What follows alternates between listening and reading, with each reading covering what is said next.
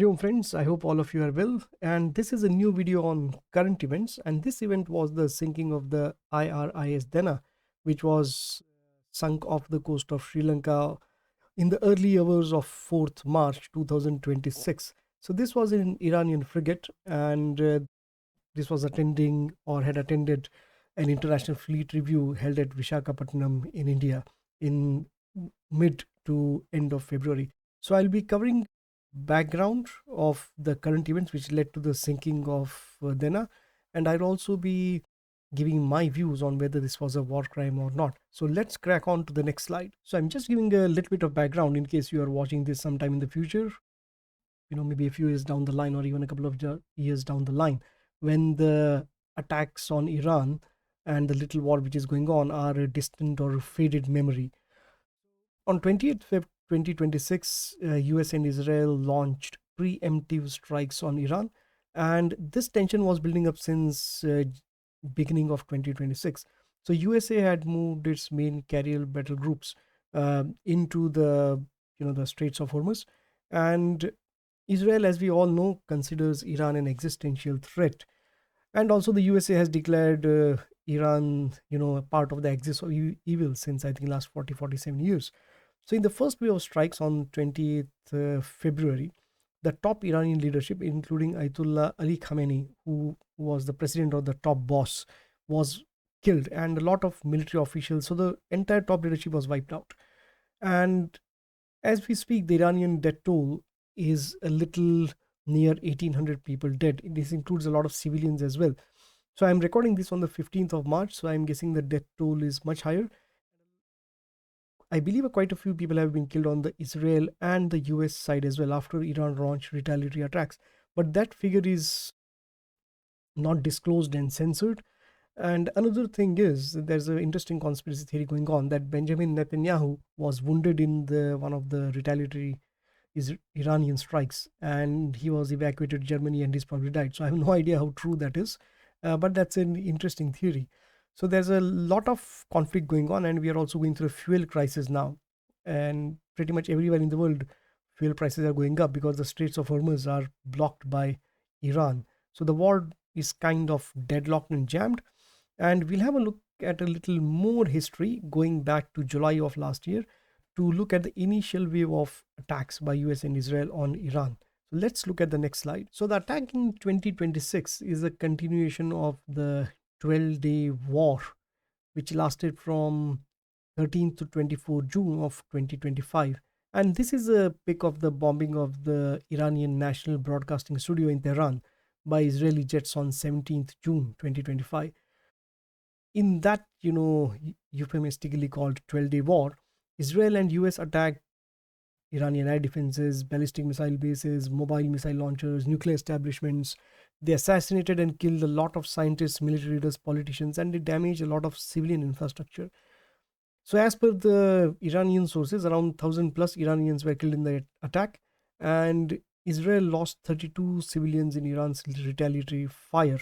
And in the latest wave of attacks, I'll just very quickly show you the map.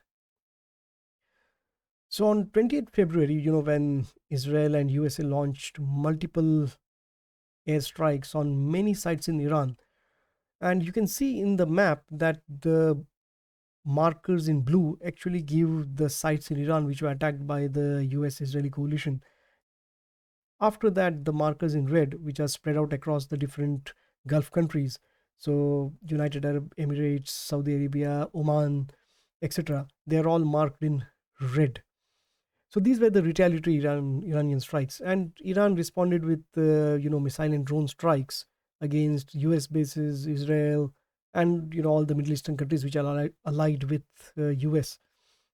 Now, obviously, the Iranian strikes and the damage they did is still kind of kept under wraps, so we have no idea what actually happened. Death toll till date is widely disputed, with Iran says 1,400 dead, while Israel says it has killed, around 5,000 Iranians and so on. So it's all kind of in the fog of war. And the US of A especially seems to be hiding its casualties, and it has given as 15 as killed in action. But again, we have no idea if that's the true figure or not. So that's an overview, and we'll now have a look at the IRIS Dena and what happened to it, and we just understand what the frigate was. Okay, let's move on. So the Dena was a Muj. I'm not sure if I'm pronouncing it right. It was a Muj class frigate displacing around 1500 tons, and it had a helicopter landing pad as well.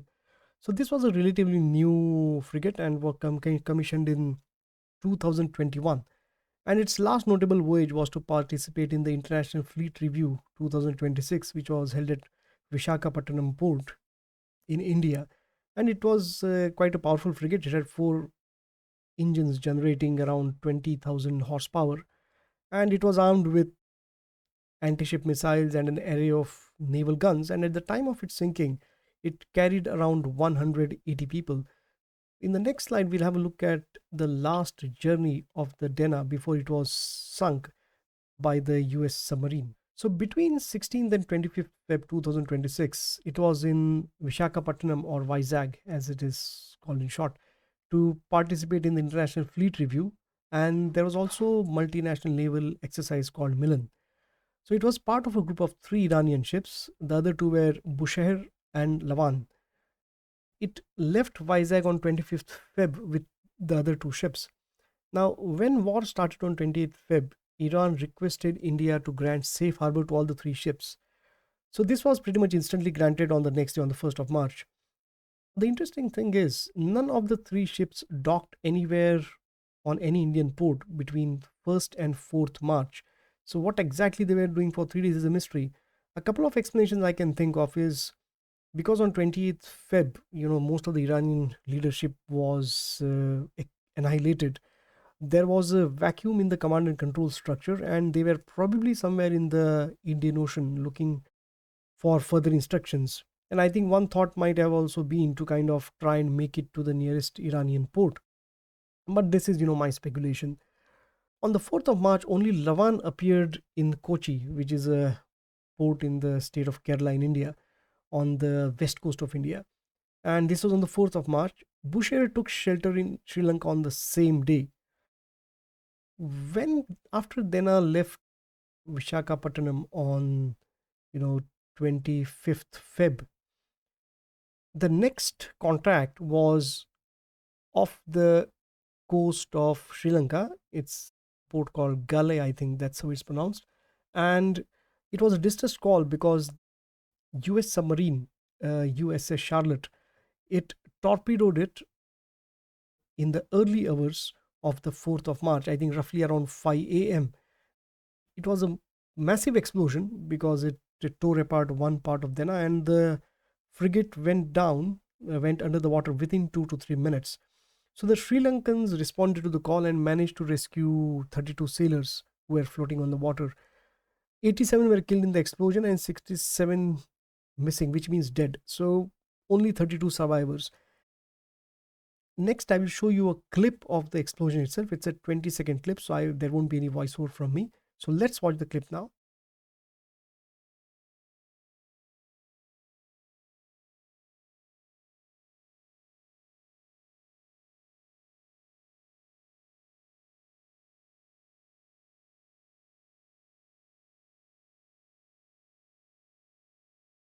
So the big question is, was this a war crime? I believe it was.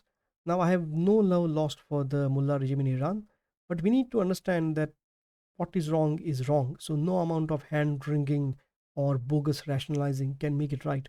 So for a moment, reverse this scenario and imagine an Iranian submarine torpedoing an American ship without warning. So what do you think will be the reaction?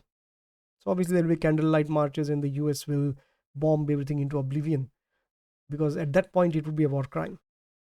Now, only a single media source, so there's a media outlet and they've got a website and a channel as well called Iran International, which says that the US submarine warned Iranian sailors to abandon ship. Now, most media outlets, including the major ones, are quiet on this. And what is Iran International? I'm quoting Wikipedia here. It's a Saudi British investor with ties to the Saudi government who's actually funding that outlet.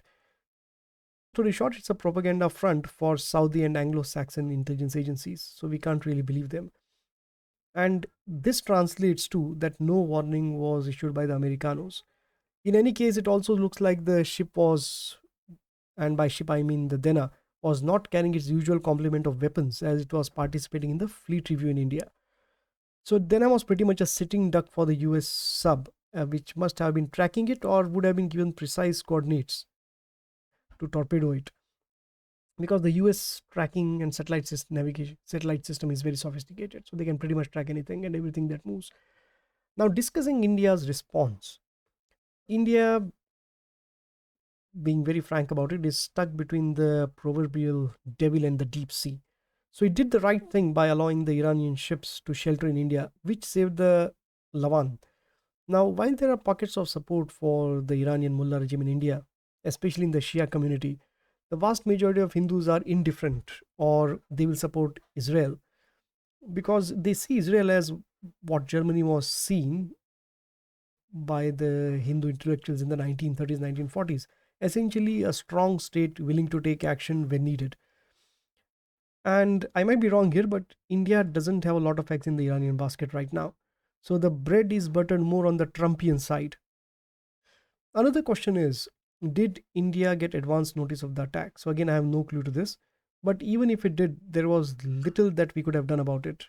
It's not like the Americans are going to ask our permission.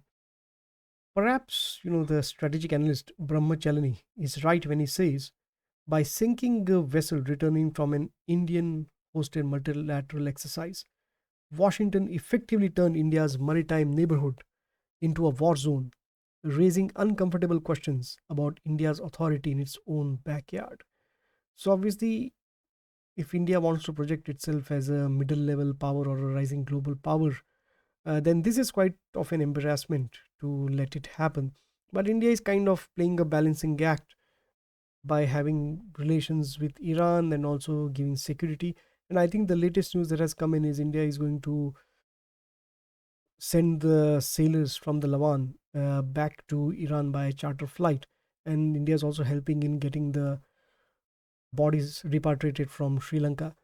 So, friends, that's it for this time. If you like this video, please do remember to like, share, and subscribe. And I will be back with more videos on current events and I will continue the history series as well. Thank you. Hari Om.